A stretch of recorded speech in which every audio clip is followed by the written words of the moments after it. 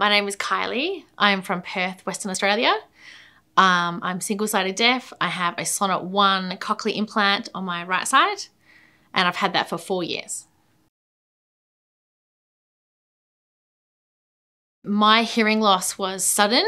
So I was 38 years old, and until that point I had been a regular hearing person.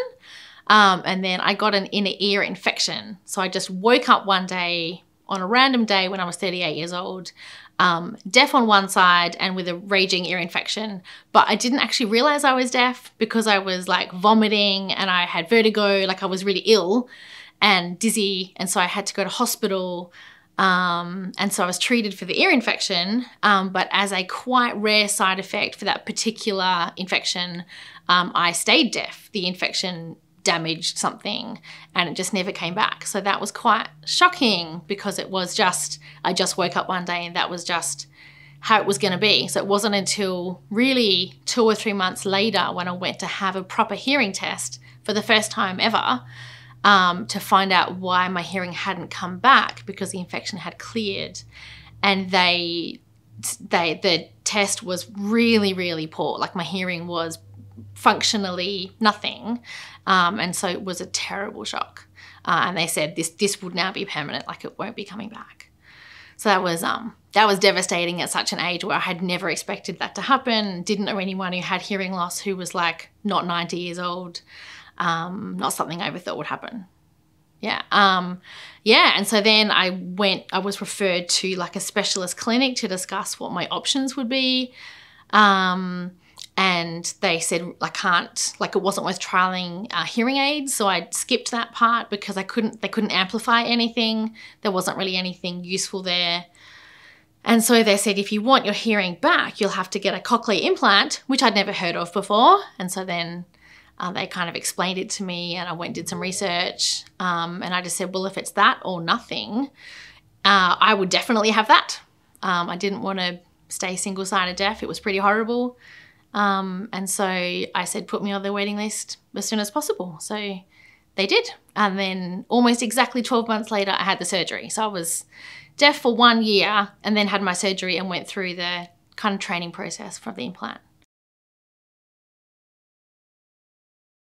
Life with an implant is really amazing. It really feels like I've gone back to something that is extremely similar to the kind of hearing that I had before. So I really now go about the world mostly forgetting that I have it at all. Like I don't remember that I was deaf unless I actually have a reason to think about it. I don't remember that I'm wearing my processor. I just kind of go about daily life with the kids and at work and with music, and I don't have to make any kind of allowance or do anything special. I've stopped asking people to sit on the other side of me or walk on the other side of me or sit, be somewhere different so I can hear them better. I can just do everything like I used to before. And so it's wonderful. It's, they said that the outcome could be, quite good to excellent. Like there's a lot of variation in how far it could really be. And I would say it exceeded my expectations. So I really don't even think about it anymore. It's pretty good.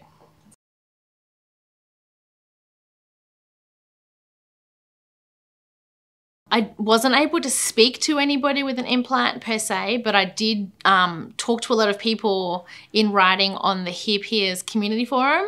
So I found that through the Mentor website when I was just doing general research before my surgery, looking for any information about it. And I found the Mentor Hearpeers, and so I joined up on the forum and just started reading a lot of the pages about single-sided deafness and about music and rehab and just kind of everything. And then I started posting questions and people always replied to me, and I got lots of really great information from people who had been through that and were further along than me. And so that was really helpful for setting my expectations about different things that could happen and ways that I could improve my own outcome. And really mostly a lot of reassurance that my outcome could actually be really excellent because a lot of people were very happy with their experience. So being able to get in writing lots of responses from people and read other stories was extremely useful, and it made me feel really optimistic about what could happen for me. And being able to ask questions was so valuable up front.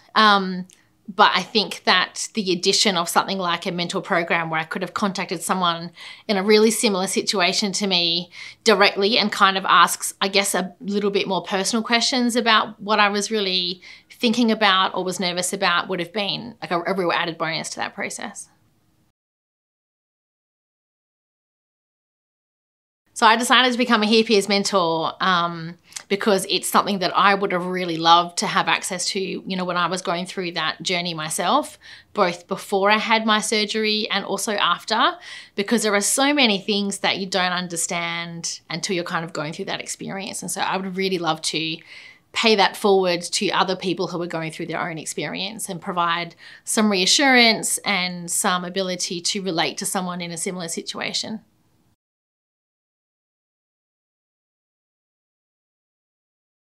I'm not sure, because for me, having still one ear that's very good, the same kind of wow moments don't happen that I see other people talking about, like things I haven't heard for years or have never heard before, because I've still had some sound all of the time. It was more about the richness and fullness of sound that I can appreciate again. I think the main couple of things that I would say to somebody else would be, firstly, to be really well informed. So be well informed about what is going to be happening to you and the range of expectations that you can have about what that can look like. Because I think any one person's experience will never be exactly like somebody else's, but you can get good general information about what kinds of things to expect, and then really allowing yourself to have your own journey through that. So I think have a good idea of what the range of things might be, but then be okay that your experience won't be exactly the same as everybody else that you've seen, but it will be some path kind of similar to that. And the second thing would be that you really have to do all of your rehab, or else it won't work anyway. So you really have to commit to that and commit to giving your brain the best opportunity to give you the best possible outcome, because that's the part that you can do to make it better.